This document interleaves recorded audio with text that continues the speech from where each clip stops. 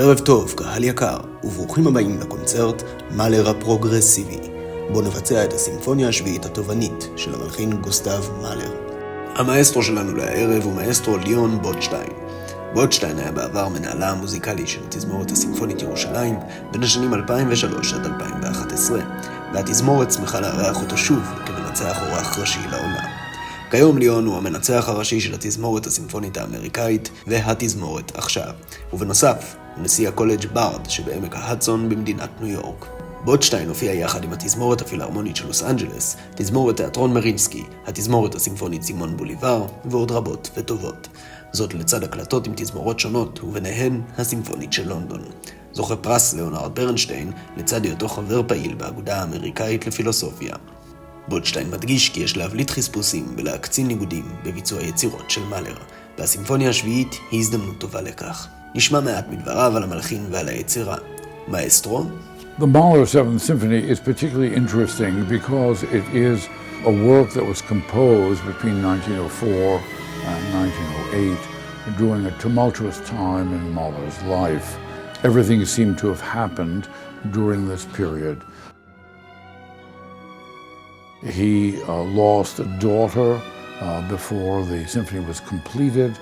His marriage entered a very difficult period where he uncovered, among other things, the infidelity of his wife. And in 1907, he made the decision to quit his post as the director and chief conductor of the Imperial Opera in Vienna and accepted a job as conductor of the Metropolitan Opera in New York, and ultimately which led to his becoming music director of the New York Philharmonic. So it was a dramatic moment in Mahler's life, filled with tragedy and disruption.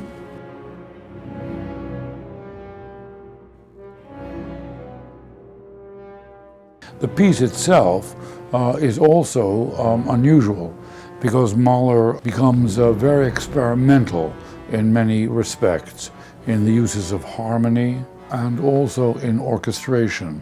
This is a symphony that has a mandolin in it, a guitar, other percussion instruments which give the orchestra a color and a range, thrilling and dramatic, from the very delicate to the very grand and spectacular. The symphony is also structured in an unusual way. It has a big first movement, it has a scherzo movement, and has a big final movement. But in between the first movement and the scherzo, and between the scherzo and the last movement, are two movements which have the title Night Music, which is why some people have given this symphony the title The Song of the Night. And it's controversial also because the last movement is a very densely composed movement with a lot of multiple lines, polyphony, and it quotes, among other things, Die Meistersinger by Wagner. It is like the entire world, as Mahler liked to say, put into a symphonic form. The sort of experimental character of the sound, it is in a way the most progressive, the most modern of the Mahler symphonies. It's a different kind of Mahler, a more forward-looking Mahler, which is why the concert has been called Mahler the Progressive.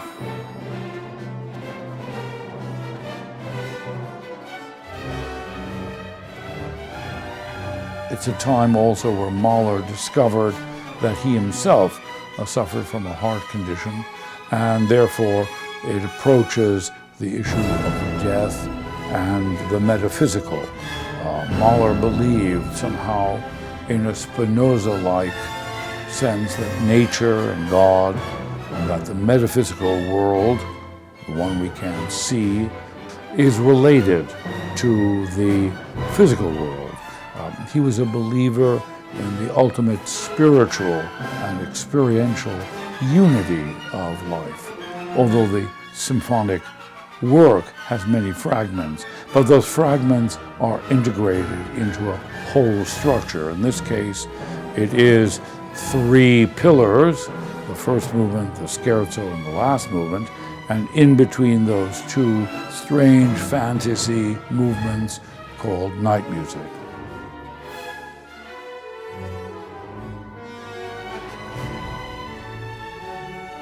Mahler believed that music was more able than any other human form of communication to give a listener a sense of the complexity, diversity, and yet unity of the world in which we live. We live in a world that's filled with sharp, abrupt changes, which you can find in a Mahler symphony, with very stark contrasts, harmonic between major and minor, between keys that don't often relate to one another in the usual sense. Extremely new sounding to an audience that went to a concert simply to sit back and have a good time. Mahler is well known for using things from the everyday world into the symphony. Waltzes, polkas, dances, and that makes it even more a kind of distilled experience of life. We walk down a street or in a field and we hear sounds of nature, or we hear someone singing. He took that experience that we have every day of hearing a fragment of something that is familiar, and he integrated that fragment into the symphonic form. So this is a way of breaking the boundaries between art music and everyday experience of noise, sound, and popular music.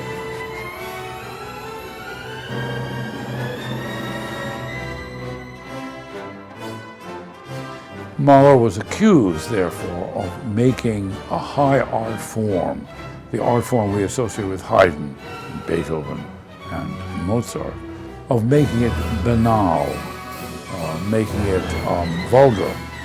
And nothing could be further from the truth. But what he's trying to do is connect art with ethics, art with the conduct of life. Sort of an artificially constructed notion of form and beauty in sound isn't the way life conducts itself.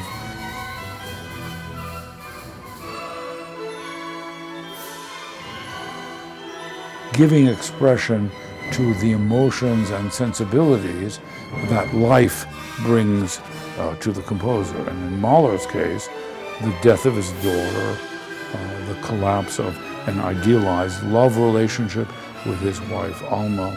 Now, what's interesting is that drama, that psychological drama, although it's confessional, it's personal, it's one's own struggling with memory. The listener, however, can recognize that it sounds like a person reflecting on their life or on life. And it's done in a way that each listener can appropriate what Mahler does for their own self-reflection. So Mahler provides a template through sound by which we can go from day to night in this symphony, because of the night music episodes, in a way that corresponds to our own life, to understand ourselves better through the process of listening.